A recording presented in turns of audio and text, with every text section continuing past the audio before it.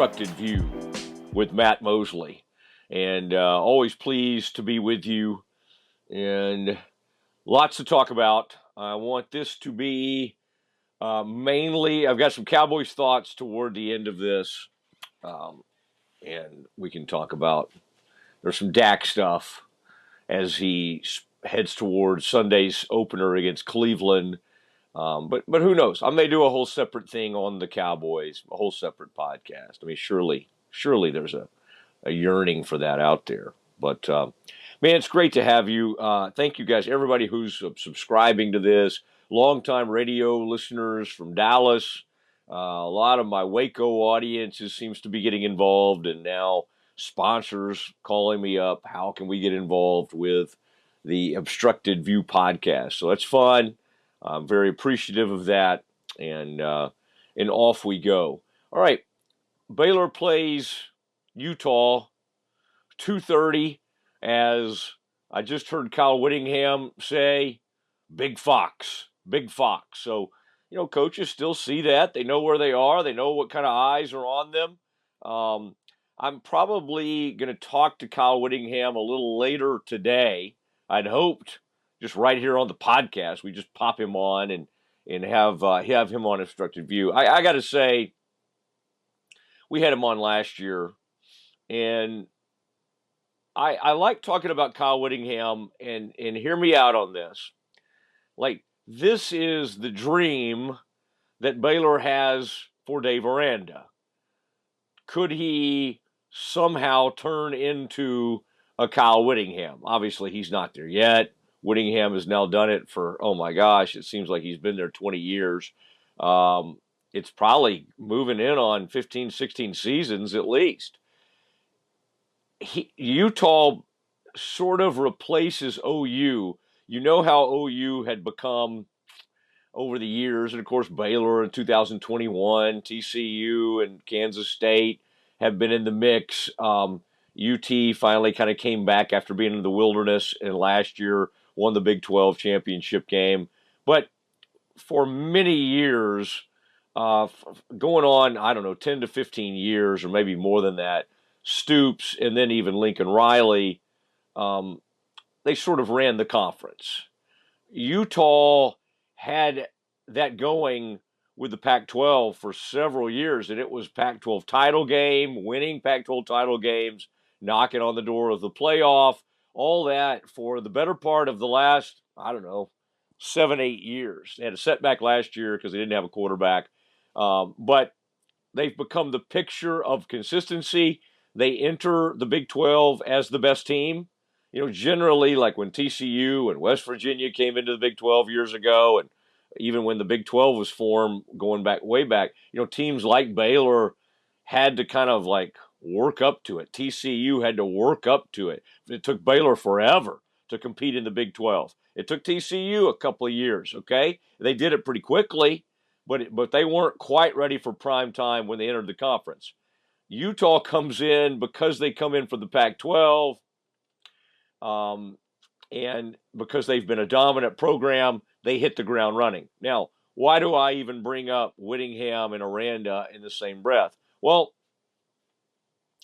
I constantly hear, I think when Baylor's losing and you have the stoic Aranda and you have the hushed tones and the whispering monotone that he brings, you're kind of like, man, where's Rule? Where are these guys? Where are these people that have some fire in their belly and get angry and all those things that we kind of want? Well, the truth is, I was just, right before we were going to tape this podcast today, I just thought, I'm going to study. I haven't talked to Whittingham in a while. I need to prepare in case I'm going to talk to him later this afternoon. And I just listened to him. And you know what? He sounds a lot like Dave. He's very quiet. He's very understated. He's not quite the whisperer that Dave is, but it kind of almost to that point. And yet, we don't think of Kyle Whittingham. We think of him as the ultimate tough guy, sort of plenty of fire. Now they have a coach in waiting, because the thought is Whittingham is, he's entered his 60s, and he's done it a long time. And I think there's a thought that in 2 or 3 years he might step aside. And so I believe their head coach in waiting is named Scally or something like that, Scalley, something along those lines. But Kyle is not he is a old school sort of Tom Landry esque, not just a huge screaming at anybody on the sideline. He is he can be a little bit stoic. He can be kind of monotone and very quiet in these press conferences. But much like Dave, he ends up, if you listen long enough and listen hard enough, making some very interesting points along the way. Now, I mean, if Dave Aranda could have a really good season, and by the way, that's 6-6 probably, and build on some of this momentum, who knows where this thing can come. But what everybody should be after is what Utah has built. And, Whittingham is he's a BYU guy, which is interesting because now he's been at Utah a long time. And those two are huge rivals, and there's no love lost, even though I think both schools obviously have their fair share of Mormons, LDS folks. They just do not like each other. Not all Mormons love each other. I don't know if that's true or not, but it seems to be the case with these two schools. And I just think that Utah has what Baylor would dream of. Now, Baylor went to Sugar Bowl in 2019. They went in 2021. They won back-to-back conference titles in 13 and 14. Let's not act like they haven't been really good and nationally relevant in the past. Unfortunately, last two seasons, they've sort of fallen off the map. Now, new start, Big 12 season, what an opportunity. You get to go up to Utah, win or lose, it doesn't really do anything. I just think there's only upside for the Bears. Really, the only downside is if you lose and you get sort of blown off the map.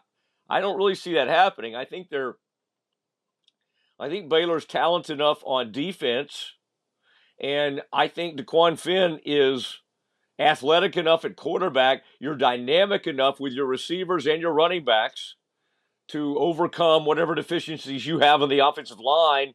I think you could go up there and possibly get something done. Now, is that the upset? Maybe. I'm not quite ready to predict the upset, but the Bears, that line has been 14.5 or 15.5. I think that's a good cover. I think the Bears cover that. I think the Bears, for the most part, keep this thing within a 1 or 2 touchdown game, or a 1 touchdown game, let me just say, for most of the game. I don't think Utah plays with a style under Whittingham, which is just like, hey, we're going to go run away from you. Now, that's it. I just was listening to him. They've got, what is the man's name? They've got their own. Bears have DeQuan. They have somebody named, I think it's DeJean, that he comes off the bench, kind of have a package for him. They do have some dynamic offensive players. Now, they lost a big-time starter, and Keenan Johnson is his name, and they're gonna have to do this in a couple of ways to replace him. I want y'all to keep an eye on that and see if Baylor picks on this side of the defense early and often. Keenan Johnson is out for the season for the Utes. And that's saying something, because last year Whittingham made us believe Cam Rising could return any week, and we never saw him the entire season. So if he says somebody's out for the season, they are out. They're out. Okay, they're gone. So who will they plug in there at defensive back? The answer is Elijah Scooby Davis, who had an interception in the game against Southern Utah, where they had the big 49-0 blowout last week. So they do step in with a nice player. They also have Smith Snowden and he's a top two corner for the Utes according to Whittingham. Okay, and um, and then a couple other names. John Randall, what a great name there. And then Cam Calhoun, and they say he's back to about full speed. And who I was talking about earlier is that Morgan Scalley. That's the defensive coordinator at Utah. They've got again, they do it the right way. They've got an incredible staff. Um, They know what they want to do as a program. They know who they are. They're always tremendous on defense. And over the years, they've had some excellent play at quarterback. And honestly, there's a 1-2 punch they have this season that allows them to have a really tremendous receiver as well. Now, what do the Bears have to do? Well, Cam Rising, who is Utah's quarterback, who missed all last season, and tremendous NFL candidate, big, all the measurables, has everything you want in a college quarterback. But what he didn't do quite yet, and I know he got sacked once, and maybe he took a couple of hits, but let's not act like, he didn't get lit up by Southern Utah.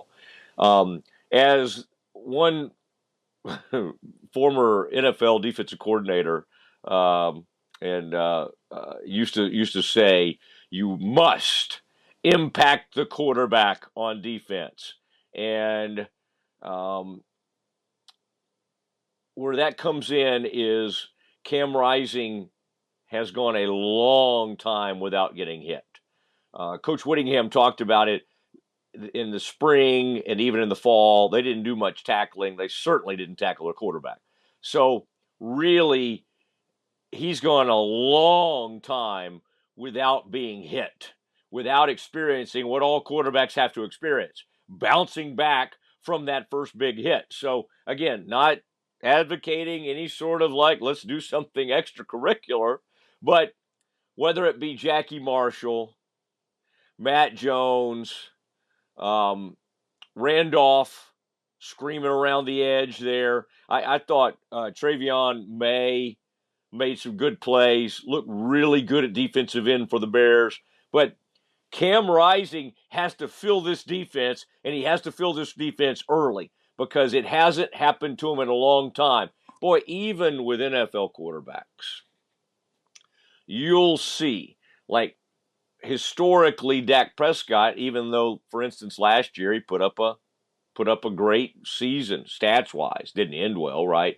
Never ends well for the Cowboys from a playoff perspective, but he does put up huge numbers. Early in seasons, he struggles. Part of that is he's one of 13 or 14 quarterbacks in the NFL that doesn't play in the preseason. Well, they don't have preseason in football unless you count the Southern Utah game as a preseason game. Or for Baylor, you count Tarleton. This is a great opportunity because part of you says, golly, man, wouldn't you rather, to have to go in a road game and play a team like Utah early, and I've been one of these that I hate the fact this is a conference foe in a non-conference game. I hate it. And as Coach Whittingham said earlier this week, it's, quote, weird. But he also said, I promise you we would not prepare any different for this game as if it were a conference game. And I think that's true. I don't think, if he's thinking about resting somebody this week, would he rest them if this were a true conference game? I don't think he has that mindset. I don't think the Bears have that mindset as they go up to Utah, but it is a good perspective to have because whereas Florida State is opened with 2 conference games and is now completely out of it, they're done. They're done. Their playoff hopes are all out. Now, again, does Baylor have playoff hopes? Well, sure. Everybody has them to start the season. Do they realistically have hopes? No. No, probably not. But we saw. I mean, how can you not watch what nearly happened to Texas Tech the other night in Lubbock? How can you not watch a kind of a middling Stanford team dominate TCU for a large part of that game? How can you not watch West Virginia with game day there and all the pomp and circumstance and all the fun and all the people that crowded into Morgantown and completely go out and lay an egg and really getting blown off the field? When you watch these things, I don't know how you can't sort of have the feeling, well, why can't Baylor have a bounce back year? Why can't, against some of those teams I just mentioned, these games that were kind of really iffy, can they be in that game? Can they stay in that game? Sure they can. Sure they can. So, again, I keep going back to the NFL because it's what I covered for a long time. But, like, even if they lose, the loss at the end of the season for the New York Giants, when it looked like the Patriots that season were going to win, 2011 maybe, when it looked like the Patriots were going to win every game that season, and in the final game of the regular season, the Giants could have rested their starters. They decided not to, and they went all out. And that they lost the game, but that loss gave them enormous confidence, the way they played against the Patriots, and 4 weeks later, they beat them in the Super Bowl. The way the Bears play, as long as they don't go up there and commit a lot of turnovers and let the thing get away from them, if they're able to slug it out, make it a game, be in the game, perhaps even win the game, but no matter what, boy, this has the chance to be a great confidence builder for the program. Now, again, I don't want to start preaching before the game's even played about moral victories or anything like that. But I promise you, coaches sometimes can see huge benefit to these early games, win or lose, how they respond and move on from there. Because then, of course, even if you lose, you can get to 2-1 against Air Force, and then here you go. Then you're off against a Colorado team that, who knows, Colorado could get beat up by Nebraska this weekend. Colorado may be limping into that game. As talented as they are, it's like a lot of teams in the Big 12. We got no clue. We only know that Dion will be fun after the game. Dion will say some fun things that week. We know how much buzz he creates, but we don't know if they're any good. We really don't. We don't know if Baylor's any good. We like to think they are. Now, let me give a theory I've been throwing out on the radio. ESPN Central Texas. You can catch me weekdays 4 to 6. The Matt Mosley Show, very popular show. I mean, I think that's true. The ratings sometimes bear that out. Now, DeQuan Finn, first. Has the man played some road games? Yeah, he played 4 years. Played 4 years at Toledo. They went to some places. I'm sure Toledo lined up, played some tough teams in non-conference. If I thought hard enough, I could remember a couple of them. I mean, so he's not going to go there and freak out. Like, would I have been worried about taking Sawyer Robertson last year into a road environment, which they had to do? Sure. Young quarterbacks, that can be a tough thing, or even inexperienced quarterbacks. This guy's not inexperienced. He's been paid. He's been paid a lot of money. Somebody threw out a figure to me that was way more than I even thought. I still think it's more in like the 200,000 to 400,000 range is what DeQuan Finn was, what the price tag was. But some people said to me, "Hey, it's well north of that." I thought that was very interesting. But Dave Aranda called him a dog, and he meant that in an extremely popular, in a very positive sense. So they call him DQ. I think Dairy Queen needs to get on this. It's a huge NIL deal. You can do it because Daquan, and it's DEQUAN, and people call him DQ. So then I kind of started calling him the DQ dog. Now, the DQ dude, that was a good sandwich. That was kind of a chicken fried steak sandwich. The Belt Buster was a good one as well. That's more of a cheeseburger, the Belt Buster with cheese. But the dude was good. But if we want to call him, I kind of like the DQ dude. Now that I think about it, but Aranda called him the dog. So let's go with the DQ dog. And what Aranda means by that, if I'm reading this correctly, is that from a gamer standpoint, from one of the things I get sick of, and Matt Rule used to do it too. It's not just Aranda. Is talking about how when they walk over to the stadium and their parents are in the stands and they behave differently sometimes. And again, all of us are sick of hearing that. But I think what Aranda's saying is, I'm not saying he won't make mistakes. He may throw an interception. There may be some adversity early in this game, but this guy's not going to freak out. This guy's not built to freak out. In fact, this guy's built with some swagger that he's going to walk out there and lead the team to victory. This is the most swagger. And again, all these quarterbacks, I love Gary. I guess it reminds me a little bit of Gary because Gary was going to lead you to Gary was going to find a way. He wasn't always going to have the greatest stats, but he might at some point run over somebody. Now, Daquan has to protect himself, but he also, with his speed and his ability to keep plays alive, and by the way, Brewer could do that too. Brewer was not as fast as Daquan, but let's not act like he didn't use his legs sometimes, extend plays, and Brewer made that offense go. Brewer was a huge part of turning Baylor's program around, and quite honestly, he's not celebrated as much as he should be. Fans were ready to move on from him. They were ready for what's next, and then they found out. And had some good years, by the way, with Bohannon, and then, of course, Shapen had his moments. He's now with Mississippi State. So I think Daquan Finn, there's two things that give you the biggest chance to go in to Salt Lake and win this game.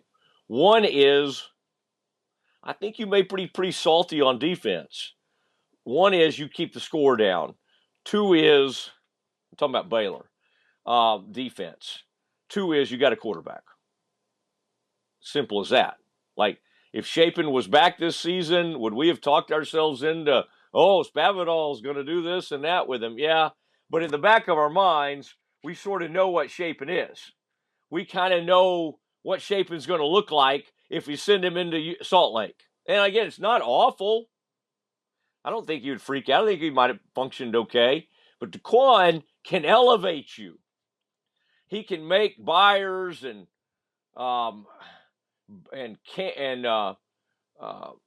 Barrington and some of these other offensive linemen, Siraki, he can elevate them. He can take them. He can take these guys to a different place.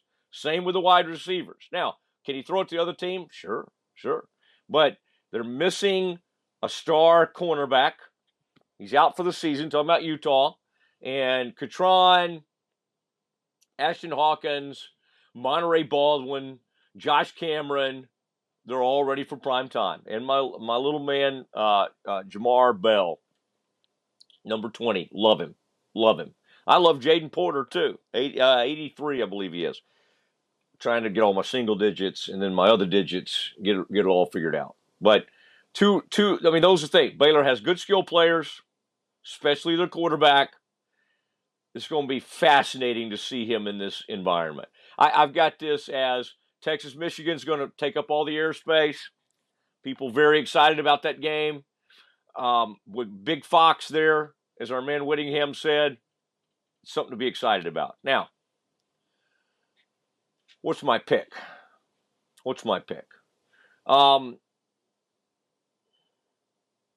I think I got to pick Utah to win this game 27-21. Bears cover. Bears play well. Bears move the ball, but they just can't quite do it enough to pull off the rare road win at Rice-Eccles Stadium. Eccles spelled Eccles if you're scoring at home. I believe that's right. 27-21. Bears go up there and get and take a loss. You can tell I want to pick the win, can't quite do it. Do I reserve the right to tape another podcast where I pick a Baylor win? Yes, I'll just sub it right in. Now, quick thing on the Cowboys, and again, I may do a whole thing on them, but of course I have the Doomsday podcast as part of the Rogue Media Network. Subscribe to that, Spotify, YouTube channel, Apple, wherever you want to do that. We talk all Cowboys. We've already done a preview this week. Mike and the gang did a great job getting that out there quickly, and people are devouring that as we speak. But let me just say a quick word. We got an awkward situation brewing with the Cowboys. They're probably not going to get a deal done with Dak before the season. That's fine. Some of you may be happy they don't get the deal done. Be careful what you wish for. If he walks after this season, they don't have a quarterback, you could be in the wilderness for 3 or 4 years. It could be ugly. It could get really ugly. You got CD, you'd have Micah, you could have great players. You don't have a quarterback, you're not going to get much done. Okay? It occasionally a backup quarterback can lead you somewhere. Flacco stepped in, helped Cleveland last year. Watson's played like 12 games in 2 seasons. I don't know what Cleveland's going to roll out there. Don't exactly know what the Cowboys. They got an utter lack of depth at a lot of positions. They're starting a fifth round rookie at corner with the loss of Deron Bland. They got issues. They got issues going to this game. But let me just say this. I find an interesting thing brewing. As my man Ed Werder said from the yesterday on the Doomsday podcast, Jimmy Johnson used to use his contempt for the front office with his coaching staff. And almost kind of like, hey, they don't believe in us, let's prove it kind of deal. This is a different situation. Now, Mike McCarthy's not really wired like Jimmy. He'll coach, he'll be fine. He doesn't love being in the final year of his contract, but he'll be fine. Okay, win or lose, he's going to be okay. And of course, if they don't have some playoff success this year, he's gone. He's gone. And they'll have a whole new staff. But with Dak has thrown down the gauntlet, and I love it. I love it. Dak's not playing nice with Jerry. He's basically said, you know, if I don't have that new contract, if we don't have something done before Sunday's game, that tells me what I need to know. That sends a message. Now you say, what message is that? And I think Dak, he didn't say this exactly, but I think what Dak's hinting, and you know, he's not really hiding it, is that you send the message that you don't believe in me and you still need to see more. See, there's a reason that Dak is always back to this place 3 times in 6 years. He's been allowed to play into the last year. They used to have the franchise tag they could put on him. They lost that in this last negotiation. But Dak is ready. We'll be playing with a chip on his shoulder, and I think he's got some. Again, he's got a lot to prove to himself, to fans, to everybody. But the thing that fascinates me is, I think because of the Dak contract, Dak and his teammates have as much mistrust or distrust in Jerry in the front office and Steven as ever. I know they just got the deal done with CD, but because this thing has happened with the quarterback, and the quarterback has been public of his displeasure. And by the way, I don't think he'll do that all season. He's very professional about how he goes about his business. But I think it could be a good thing. I think it could be a positive thing for the Cowboys to have Dak in that locker room because Jerry loves the players and he loves being a part of that whole scene. I think they're going to make Jerry feel a bit awkward, and I think everybody should be okay with that. I really do, because whatever's happened in the past isn't working. They don't break through. The Green Bay thing was embarrassing. What has been their response to Green Bay? Bring back Zeke? Bring in an aging linebacker and Eric Kendricks? I mean, is that Kendrick? Does that excite you? I'm questioning his name now, the linebacker. I believe it is Eric, now that I'm thinking about it. Making sure it's not Lance. They didn't do anything in the offseason to react to how embarrassing, one of the most embarrassing performances in franchise history, and they really didn't do anything to address it other than re-sign CD, which we knew they had to do. Boy, this is going to be fascinating. Locker room against the front office. Let's try it. Let's try it on for size. Let's see if this could be different and if this could be helpful. It is the Mosley Obstructed View podcast spreading across the country. Really, really appreciate you guys being a part of it and loved visiting with you. Lots of Baylor and then some Cowboys at the end. And I believe it's free. You can sign up for free. I think they should put this behind a paywall. Charge, I don't know, $100 a year.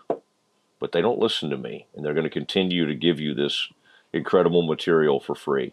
Thanks to Rogue Media Network, my man Mike, and everybody. We will see you next time.